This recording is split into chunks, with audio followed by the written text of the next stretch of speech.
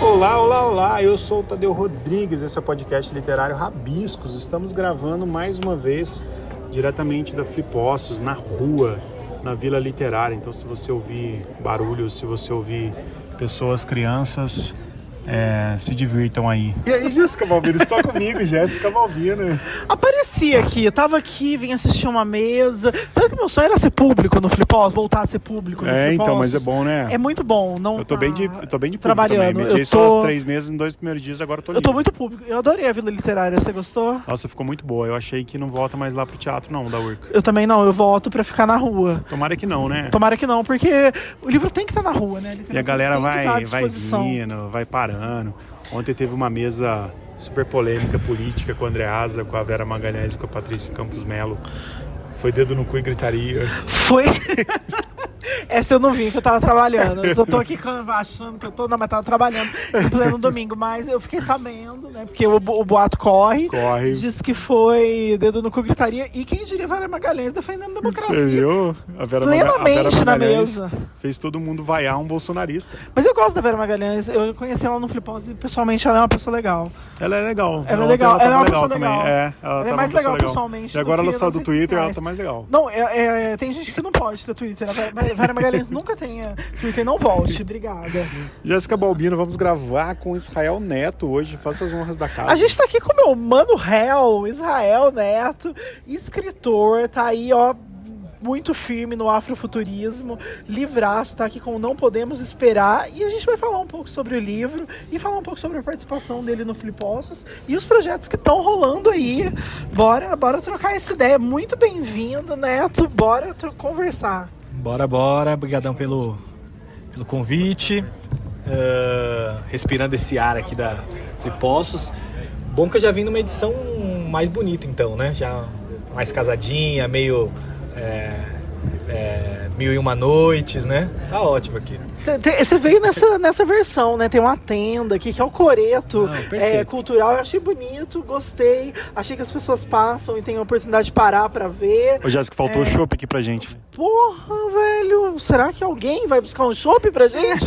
Será? A gente Será tá com uma que tem produtora como? de arte hoje. A gente tem uma produtora aqui que é a Ana, que leu ouviu o livro ontem à noite. Ouviu o livro ontem comigo. Uma participação especialíssima, um audiolivro. Eu tô com muita inveja, eu quero muito um namorado, porque foi a segunda pessoa, ou namorado ou namorade, que foi a segunda pessoa que me parou e falou: nossa, leram um livro pra mim ontem à noite. Eu falei: gente, o que eu tô perdendo nesse universo? 12 de junho tá aí. Quem sabe se quiser mandar seu currículo, você que tá ouvindo. É verdade. Aí, ó. Pode ser que dê um match. Se você quiser fazer um trisal, Jéssica, você tá convidado. Então, obrigada. Eu não vou recusar não esse convite, porque mexeu comigo. Eu gosto de uma leitura em voz alta.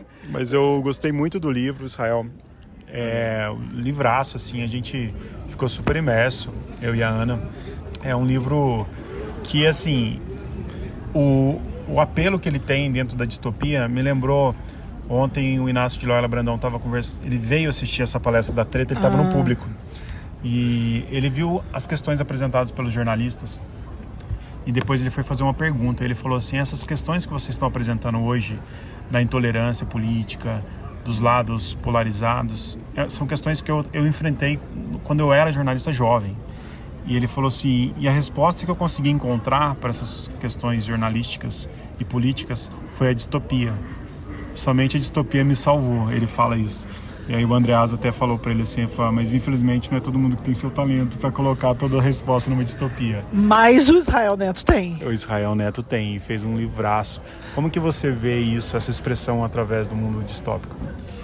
Olha, esse livro ele é interessante porque na verdade ele é tanto utópico como distópico. Ele consegue mesclar esses dois mundos, né? Da utopia, porque a gente está falando de uma África que conseguiu se organizar geopoliticamente para influenciar o mundo. O que é algo que poderia acontecer amanhã, né? Imagina se os estados americanos não quisessem mais dialogar com o mundo. Fala assim: enquanto não acontecer tal coisa, nenhum país da África que faz parte dessa organização vai conversar com o restante do mundo. Paramos negociação. Ia ter um desequilíbrio na balança comercial mundial grande. Então, assim, o único jeito de você balançar o mundo que eu encontrei, que eu acho mesmo, né? São poucas coisas que tem no livro aqui que eu não acho, né? é a questão econômica. E essa questão econômica pautou esse pan-africanismo novo que no livro traz a utopia de uma África unificada, a partir de uma demanda econômica, né? De uma solução econômica para uma demanda social, né? Que é o encarceramento em massa da população negra. E ao mesmo tempo distópico, porque ele vai desenhar um Brasil, infelizmente não tão distante do que a gente pode vir a estar nos próximos anos, mas como tu falou do professor Loyola, a distopia ele nos cria um ambiente de luta, né? Então ele praticamente nos dá um tabuleiro de war para a gente desenhar como que serão essas lutas no futuro. Eu vou fazer só uma breve sinopse aqui para o pessoal situar do livro, né? O livro, então, se passa num futuro, 50 anos à frente, onde, após um racha muito grande, racial, decidiram congelar pessoas e enviar para a África os negros e tornar o Brasil um país sem negros e tido pelos conservadores um lugar de pessoas de bem. E não vou falar mais, porque senão vai se entregar muito, mas é basicamente isso. E dentro dos absurdos todos que você pinta na história, eu tenho certeza que muitos conservadores acreditariam piamente num mundo assim, real. Se isso fosse real, aplaudiriam, como acontece, por exemplo, Já Porto de Haia. aplaudiram, né? Aliás, já aplaudiram um mundo assim. Estão aplaudindo, né? Na Palestina, estão aplaudindo um mundo assim. Verdade, já e tá defendendo isso, né? Sim, como se o mal, né? A questão do bem e do mal, né? Essa questão dicotômica e tal, ela vai permeando aí essa reflexão que a gente propôs no livro, porque é como se o negro, no caso da história aqui, né, do livro, ele fosse todo o mal que estava causando a desigualdade social no Brasil e tudo mais. Ao mesmo tempo que, quando a gente vai adentrando a história, né, quando os nossos personagens vêm para esse Brasil que já passou um tempo sem a presença negra, vamos dizer assim, né, vai se revelando um mundo diferente, um mundo estranho, um mundo que não deu tão certo assim, não é tão perfeito, né? Então isso também é um alerta, né, de como que isso é perigoso. E é mais perigoso ainda, vou ser sincero para vocês, porque nesse caso é uma nação que não quis mesmo. Então os corpos negros foram levados para a África. O problema é que eles querem, né, falando de maneira real, esse cenário conosco aqui. Esse que é a grande questão, né? Esse que é o grande desafio. Então tem uma coisa muito sensível que eu coloco, que é sobre o hospital, que é uma parte central do material, né? E aí isso reflete muito o que a gente está vivendo aí hoje no mundo árabe, né? Na Palestina e tudo mais. Tem um personagem do seu livro, o Mateus, que ele fica indignado com o fato de a simples volta do povo negro para a África e não outras medidas muito mais severas contra tudo que o pessoal sofreu, né, e sofre ainda, né. Eu senti um pouco no Mateus, um pouco da voz do autor ali, um pouco da indignação e de uma coisa mais autopoética, uma coisa mais de autocrítica, assim, que você mesmo estava falando ali naquele momento. É isso, não? O livro, ele na realidade, ele obviamente tem, eu não nego as vozes nos vários personagens, né? Muito autor faz isso, né? Não, esse como, né?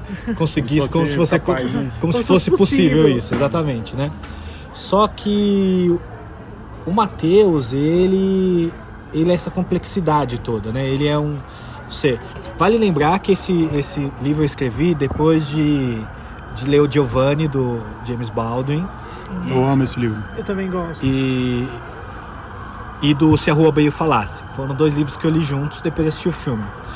Então, ele vai trazer, principalmente no Se a Rua Veio Falasse, um outro tipo de masculinidade negra, né?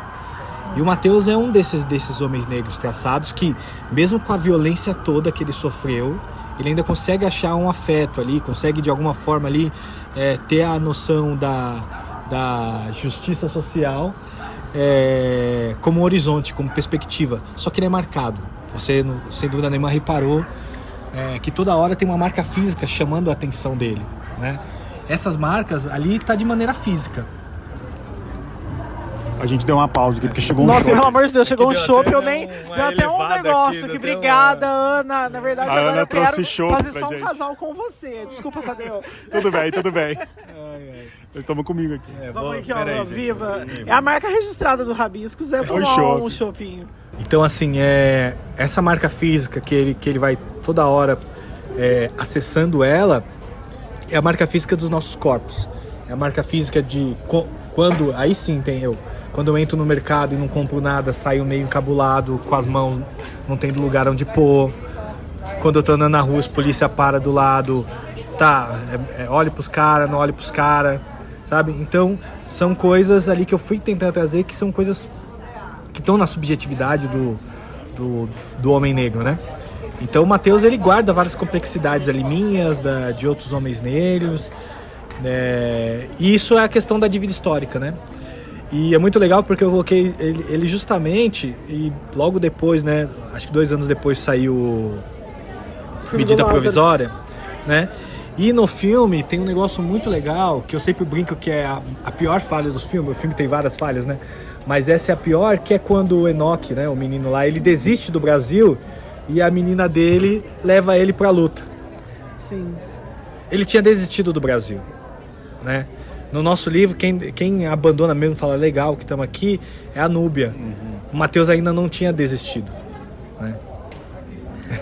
Neto, eu queria te perguntar sobre esse exercício de imaginário radical, assim, né? Sobre esse exercício de criar novas possibilidades longe desse fetiche da dor, assim, né? Toda vez que a gente fala de corpos negros e a gente fala de negritude, a gente fala de literatura feita por pessoas negras e periféricas, a gente sempre cai num lugar de fetichizar, e isso sobretudo a dor, assim, né? E você falou um pouco hoje aqui na palestra sobre essa fetichização, e eu queria saber mais sobre esse exercício de sair dessa fetichização e imaginar, né, radicalmente outro lugar em que se possa existir outras utopias, outros espaços que a gente possa existir para além desses espaços de confinamento, que são violentos, e de imaginários que confinam também, né?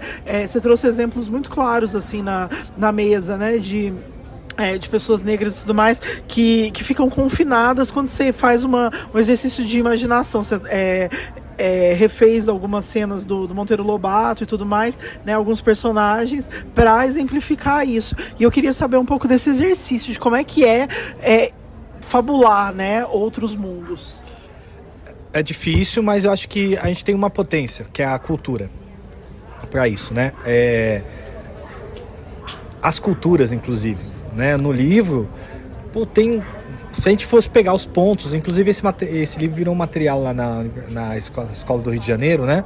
A gente fez um material pedagógico dele, né? Um apêndice. E vai para discutir várias coisas. Então, sei lá, no livro a galera tá falando do Olof. O que é Olof? Sabe? Então, Olof é uma língua senegalesa, sabe? Que tá mesmo dei um Google. Que tá se reestruturando agora, mas que em São Paulo às vezes a gente ouve a galera do Senegal lá falando Olof, no meio de São Paulo, sabe? Então isso é a potência aí da nossa cultura. Então trazer coisas nisso, por exemplo, aí eu até criei um livro do Aimé Césaire que ele nunca escreveu e tudo mais. Então é poder pegar esses elementos, essas minúcias, e a partir daí criar esses outros universos, esses outros pontos de potência, né? Então acho que esse é um desafio, mas que ao mesmo tempo a gente já tem ferramentas para fazer isso, né? Como é isso, o livro ele começa não ali depois discutindo o que aconteceu com cada um, né? Então tem uma ruptura mesmo, né? Então eles acordam num lugar bonito, num lugar belo, sabe, com muita tecnologia, porque a tecnologia é um ativo do futuro, então ela vai ter que ser nossa também, né?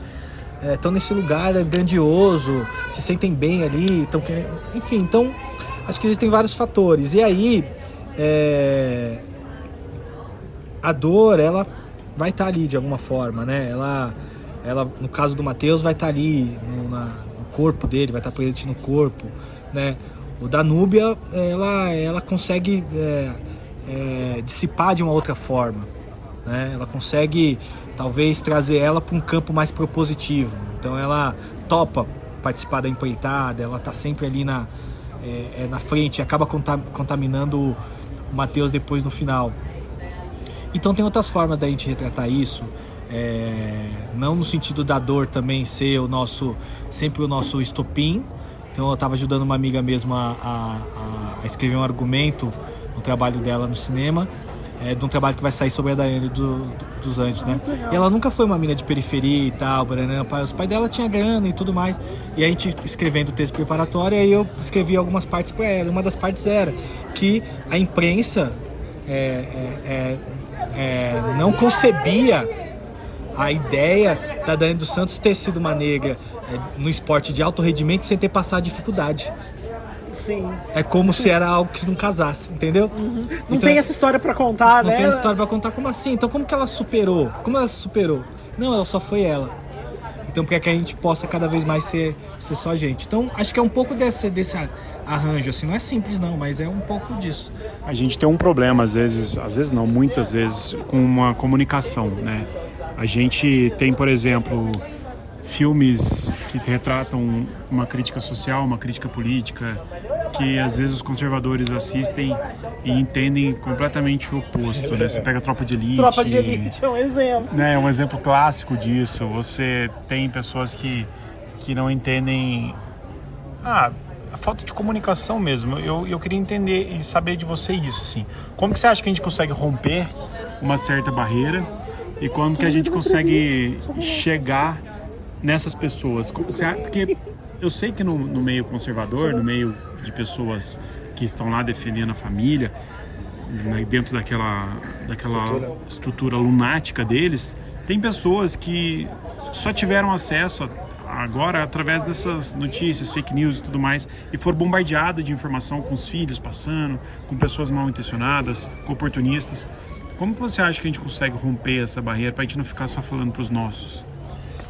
Olha, eu tive uma oportunidade muito bacana em 2022 de ir para o Rio Grande do Sul, né? A cidade de Três Coroas, a prefeitura de lá comprou um outro livro meu que é o Ancestral, que é uma space opera, uma outra história, viagem espacial, Eu já quero. outros mundos e tudo mais. E distribuíram para eles leram o livro, depois eu fui lá e fiquei uma semana rodando as escolas para conversar do livro, né?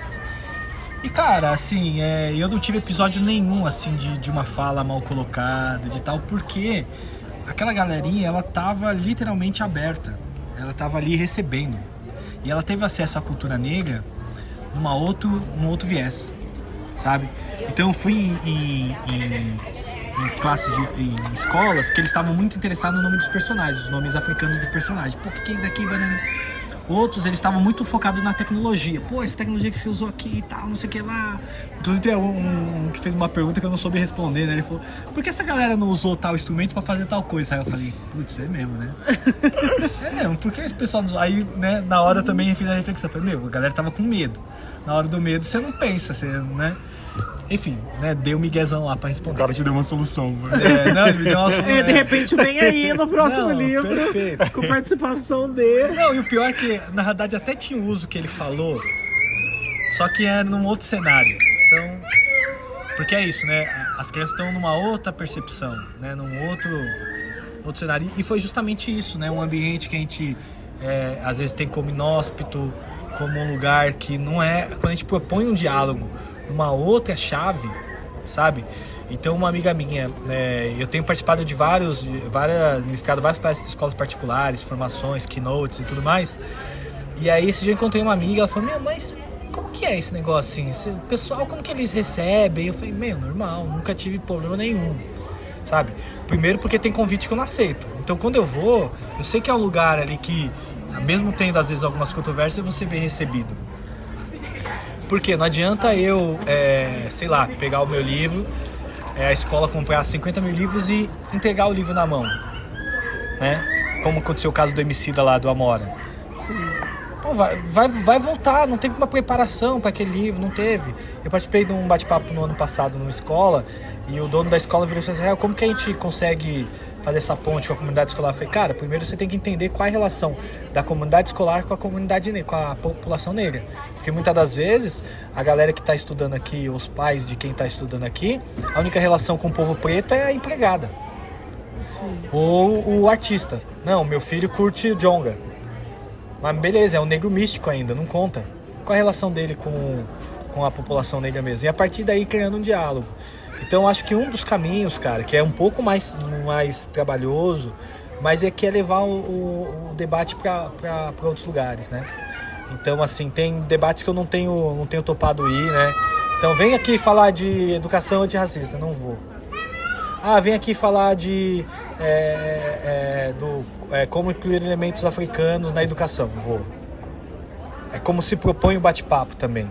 É como se propõe o lead, a gente também consegue desmontar também algumas pegadinhas que já vêm já nesse caminho. Então é um pouco do que eu tenho encarado e achado como um caminho, sabe? Eu queria que você falasse um pouquinho sobre a Quitembo, que é a editora. Eu acho que também esse exercício, né, de radicalidade, aí, de propor outros cenários, outros imaginários, outras histórias a serem contadas, né, a serem narradas. Queria que você falasse da editora, como é que ela funciona, o que ela tem produzido, né, o que representa ser CEO de uma editora como a Quitembo. A Quitembo surgiu de um sonho, né, um sonho de poder ter gente preta publicando ficção, fantasia, suspense, horror, né. A ideia, quando começou, não era nem ter uma editora. A ideia era a gente ser um selo dentro de uma outra editora. Mas acabou não rolando. A parceria falou, beleza, então vamos montar. E era o que eu até falei no bate-papo de hoje. Romper algumas lógicas do mercado. Então pagar direito autoral, ter relação com o autor, poder editar o livro mesmo. Então ninguém chega com o livro pronto, a gente constrói o livro juntos. Agora mesmo tem uma cantora do Rio chamada Taslin, a gente está fazendo o livro dela. Eu estou lendo o livro capítulo por capítulo com ela, fazendo a construção da narrativa, dos personagens, a estética. Então é um processo de edição mesmo, né? De participar dos eventos, de estar ali junto com o público, né? Então são esses todos desafios comerciais, de estar no mercado mesmo, né? Porque a maioria das editoras que vendem livros negros não são editoras pretas, são editoras de gente branca mesmo, com dinheiro mesmo, herdeiros, né? Que estão aí, se apropriam do tema, dos nossos personagens para poder fazer grana. Então, assim, tem sido um baita desafio, tem sido gratificante. Então, a gente não tem se fadado de respeitar o nosso tamanho, né? Então, ano passado foi o primeiro ano que a gente foi em bienais, né? Então, foi a Bienal do Rio, Bienal de Pernambuco, Alagoas. Esse ano a gente fez Bienal de Guarulhos, vamos fazer a de São Paulo. De publicar materiais que as médias e grandes editoras não vão publicar, né? Então publicar artista do Amapá, do Piauí, da Paraíba, do Ceará, sabe? De Minas Gerais, Rio Grande do Sul, Bahia. Então é um casting hoje com mais de 50 autores, 22 obras. Você tem obras de distopia, cyberpunk. A gente tem a Luan Zala, que é a primeira mulher que escreve a Futurismo no Brasil, que a gente eu conheci ela antes da editora. Ela prefaciou o primeiro livro da editora, o Antologia. E o ano passado a gente teve o privilégio de trazer o livro dela para a editora, porque o livro estava sem publicar. Por quê? Olha como o machismo também ele age, né? Então o Fábio, nosso patrono, né, o primeiro a escrever a Futurismo no Brasil, saiu pela Malê. Fábio Cabral. A Luan Zala, o livro dela saiu no mesmo ano, praticamente no mesmo mês, uma duologia independente, nunca foi publicado por uma editora. Entendeu? E são 2 livros importantíssimos para a nossa cena. Então a gente conseguiu trazer a Luan, uma super parceira, né? Então já ganhamos alguns prêmios com os livros, né? Então o Ubuntu 2048 ganhou o prêmio de sede de literatura fantástica. Não. Crianças na Sombra ganhou a Prêmio Aberch, Associação Brasileira de Escritores de roteiro, de suspense e horror. Teve um livro infantil nosso que estava o ano passado na lista dos 30 melhores da revista Criar, né? Enfim, então o PROAC, acessamos o PROAC. Então esse trabalho, é um trabalho de formiguinha mesmo, de construção. Queria lançar 10 livros por ano, não dá para lançar, tem que lançar 5, às vezes 4. Então tem sido um trabalho muito gostoso, né? É um trabalho que a gente vai ver os frutos um pouco mais para frente, assim, né? Mas que hoje, a nível financeiro, a editora consegue se bancar, né? Nós tivemos 2 rodadas de investimento também, com uma grana que deu condições da gente poder participar até dessas bienais nesses anos, se organizar para para pelo menos mais 2 aninhos aí para frente. Muito bom. Como que você acha que a gente pode romper também a barreira da educação para as crianças? A gente está numa feira literária onde grande parte dos estandes aqui são livros infantis, né? E tem editoras especializadas hoje com várias literaturas afrodescendentes, tem indígenas também. Eu inclusive comprei um livro para o meu sobrinho de 1 ano e meio, que é a história da Marielle. E a Marielle é uma flor. E eu achei lindo o livro. E eu fiquei pensando como que eles vão retratar a morte da Marielle. E a morte da Marielle é retratada com bala que atrai formiga, com bala doce, que atrai formiga e prejudica as flores. E aí as balas chegam na Marielle, mas ela consegue se recuperar e virar um jardim. Eu achei tão linda a história, tão sensível assim. E eu queria te perguntar isso, assim, como que você vê esse primeiro contato artístico das crianças no Brasil, você que está em São Paulo, como que você consegue ver com uma esperança isso? Cara, o acesso ao livro é fantástico, né? Em São Paulo tem uma política que é a do Minha Biblioteca, né? Então acho que por ano cada criança recebe um conjunto de livros, né? Acho que são 5 livros, alguma coisa assim, né? O problema é que a curadoria ainda tá meio capenga assim, né? Porque tem o lobby das grandes editoras, algumas escolhas mal feitas dos professores e tudo mais, mas acaba sendo, como eu falei na palestra, um lugar ali de acesso, né? De acesso. Tem o livro aqui, né? Uma hora eu vou pegar ele para ler, ele vai estar ali no meu, né, ao esticar de braço. Acho que isso é algo fantástico, né? Que precisa ser cada vez mais potencializado e tudo mais. Então, assim, eu vejo que essa é um grande caminho, esses eventos com a participação das crianças, né, tem sido bem interessante. Agora eu acho que talvez a gente possa qualificar isso, né, que é com a presença do autor, né? Então, mais autores presentes nas escolas, para poder trazer aquele lance que eu falei do vislumbre, né? De ver o autor, de querer também, eu quero ser igual a esse cara escreveu um livro, que legal, né? Eu quero fazer isso daí também, né? Então acho que esse pode ser um próximo passo, né? Pra gente até ir desmistificando, né? Essa cara do autor, né? E tudo mais. Então acho que esse pode ser um caminho. A gente tem alguns avanços nesse sentido hoje, da mesma forma que é isso, né? Alguns livros também têm ganhado notoriedade a partir também do conflito, né? Então, do professor Jefferson, né? Sim. E tudo mais. O livro LGBTQIA+, do ano retrasado, da Bienal retrasada lá Sim. no Rio. Então, cara, eu sinceramente quero que livros ganhem menos destaque por conta disso, né? Mas pela beleza. Agora, a gente vive também num mundo que se compra muito livro, mas se lê pouco, né? Então, assim, vendemos vários livros aqui, mas são livros que dificilmente vão ser lidos, né? Vamos ser sinceros. Então, acho que a gente precisa focar ações de leitura também. Então, em São Paulo, eu tenho tentado, de alguma forma, estimular isso com o Clube do Livro, leituras públicas, porque a gente quer ser lido. Eu quero vender livro pra caramba, mas não adianta nada se a pessoa não lê o livro. Não adianta nada, né? Eu provoco vocês a conhecer pessoa que citou algum trecho do livro da Conceição Evaristo. Trecho do livro, não de palestra dela. Sim. Ninguém leu, velho. Ninguém assim pode falar, né? Uhum. Poucas pessoas que leem. Sim. Então acho que a gente precisa agora fomentar leitores, né? Compradores de livro nós já temos. Ainda mais nessa época de frases de Instagram. Não, isso é complexo, né? Porque a forma de se consumir a literatura também, acho que ela fica muito dispersa no Brasil, né? A gente consome de várias outras maneiras que não sentando para ler o livro. Hoje eu até encontrei com uma colega que é editora e a gente estava falando sobre isso, né? Sobre esse hábito da leitura no Brasil. Ela acabou de vir da Colômbia e aí ela falou, nossa, lá é outro mundo, assim, em relação aos hábitos, né, de leitura. E a gente ficou tentando desvendar, né, o que acontece no Brasil, que a gente lê tão pouco. Mas uma coisa que o Israel falou e que me chama a atenção é sobre essa coisa de se imaginar escritor, né? De ver um autor e se imaginar ali, né? De falar, não, eu quero ser igual esse cara, é sonhar com isso enquanto profissão. E a gente sabe que é muito difícil viver da venda do livro, né? Assim, da renda direta do livro. Vive-se de palestras, de outras atividades correlatas. Mas Mas eu queria te perguntar, quando que você se sonhou escritor? Quando que você falou, eu quero ser esse autor? Pergunta bonita. Não, desde sempre, assim, eu até falei aqui no bate-papo, se eu não me engano, eu achei lá minhas primeiras fanfics esses dias que eu mudei de casa.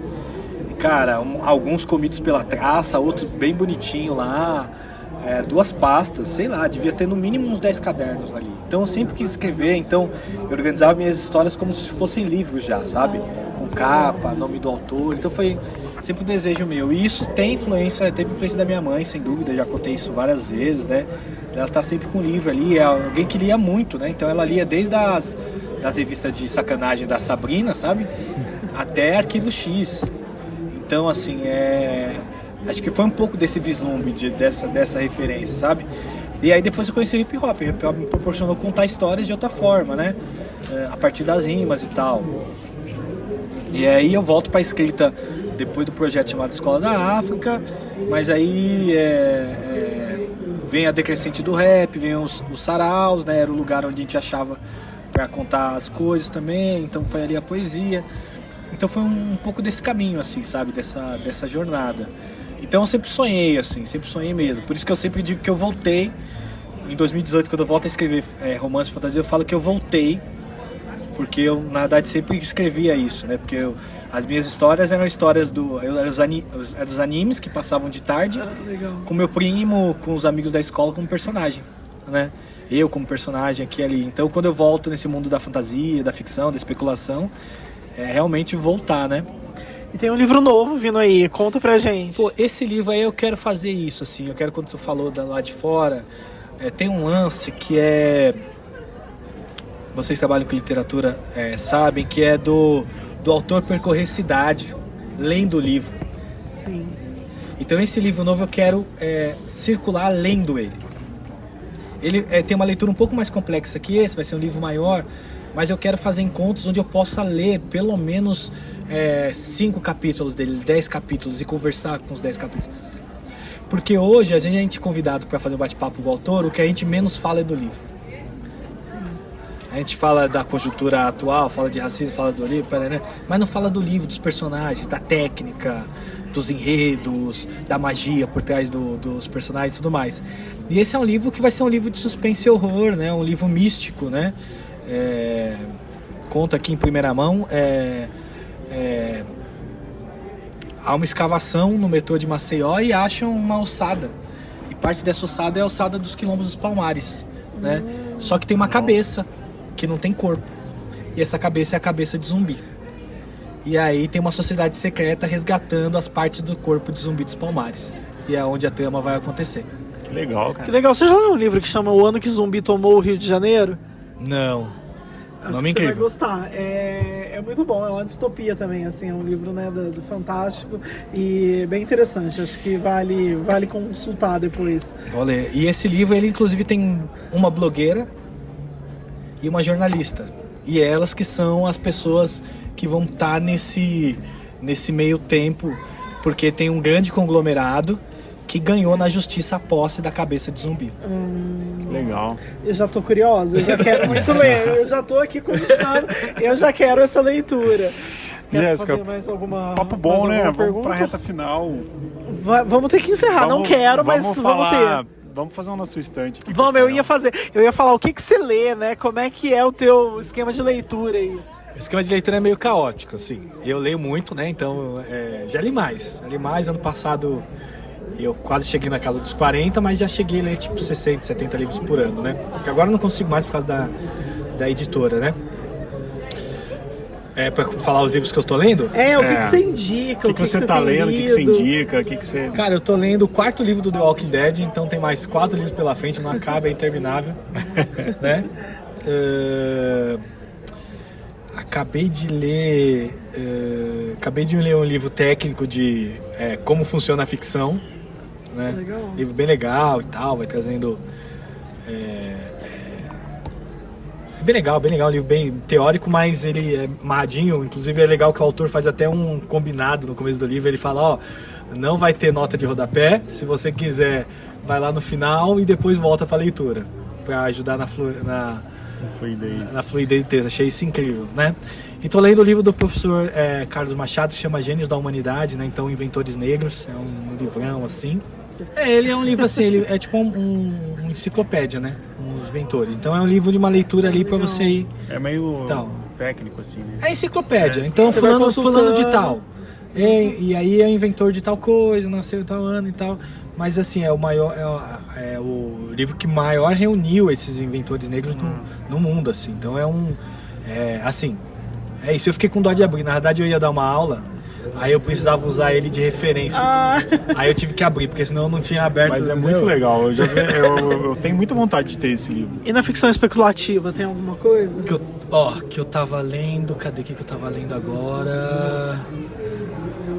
É isso, The Walking Dead é ficção especulativa, mas eu vou recomendar o Babel, do Delany, que eu acabei de comprar na Alta Bienal, tá na minha listinha para leitura, né? E de literatura nacional, né? Vou recomendar o Máscaras de Poder, que é do Márcio e do Carlos Glitch, é um quadrinho, assim, bem legal que a galera produziu. Então são máscaras que foram fundidas pelos os deuses primordiais da África e tá meio que espalhado e uma galera vai atrás deles, então Legal. recomendaria.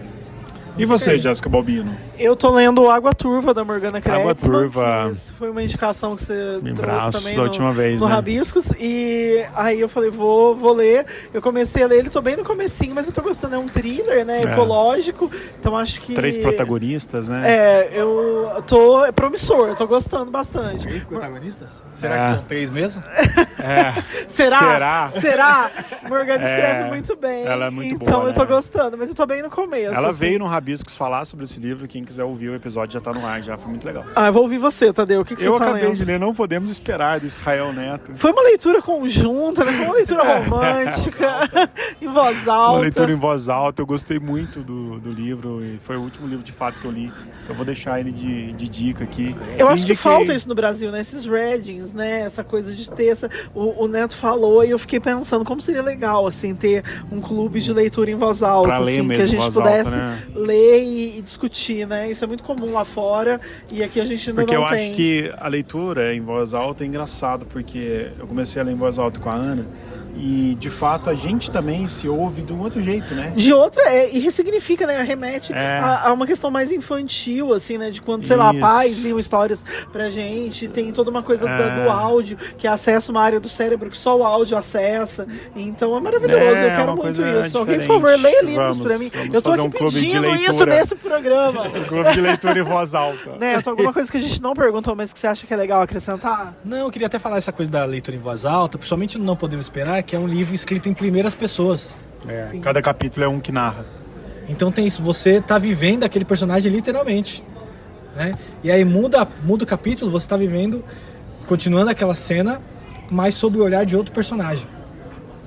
O que foi um desafio escrever, e obviamente cada vez a gente vai tentando fazer melhor, que é mudar a voz, né? A voz, né? Mudar a voz pra quem escreve é difícil, porque às vezes você tá no Eu ritmo acho e isso tal. um baita Então, desafio, é algo porque- que a gente só vai aprimorando na escrita mesmo. Até mesmo esse livro aí, o Cabeça de Zumbi, né? Eu demorei muito tempo pra escrever ele. Terminei de escrever agora nas férias. E E ele não tá no meu e-mail ainda, porque... ainda não tá rolando. E Falando aí- em voz, nos capítulos das mulheres eu lia com a voz fina. Olha É mesmo? só, eu quero brincadeira. fazer esse rap. mesmo rolou? Mas aí eu fiquei um tempo sem mexer nele, né?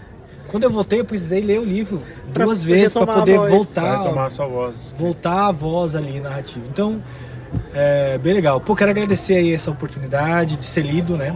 Então, como autor é onde o ciclo se faz, né? O ciclo encerra, né? Até o próximo livro, né? E desejar vida longa aqui ao podcast. Obrigado. Obrigada. Ô, Jéssica, a gente volta, Jéssica. A gente volta, a Aqui gente na tá por Flipbox qualquer ainda. momento. A Nós qualquer vamos- momento. Nós vamos bater papo com a Cadantas. Com a Cadantas. Falei com ela hoje, inclusive. Ai, que mandei uma bom. mensagem Mas pra a qualquer ela. momento a gente Qualquer aparece momento. aí. Pode surgir uma A vez. Jéssica chega chegando. Vamos aí, vamos gravar. E a gente vem. É isso então. Um beijo a todos. Semana que vem a gente volta. Bom dia, boa tarde, boa noite.